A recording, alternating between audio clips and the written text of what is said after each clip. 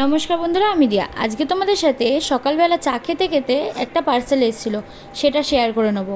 দেখো, ফ্লিপকার্ট দিয়ে দুখানা পার্সেল এসছে। আমি অর্ডার করেছিলাম দুটো হেডফোন, বাট একটা ভালো এসছে, একটা খারাপ এসছে। তাহলে চলো দেখিয়ে দিই।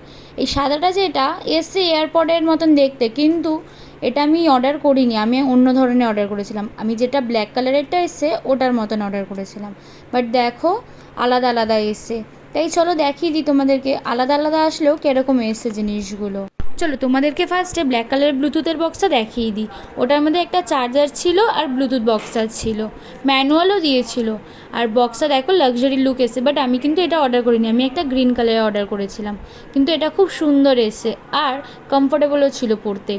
বাট হোয়াইট কালারের যেটা এসছে ওটা তো ফার্স্ট কপি এয়ারপডস মনে হচ্ছে। বাট আমি তো এটা অর্ডার করিনি, আর তার মধ্যে এটা ইউজ করলে কানেও খুব ব্যথা করে যতক্ষণ না এয়ারপাফগুলো থাকে। এর জন্য এটা রিটার্ন করে দিয়েছি। আজকের মতন এতটাই। টাটা বন্ধুরা, ভালো থেকো।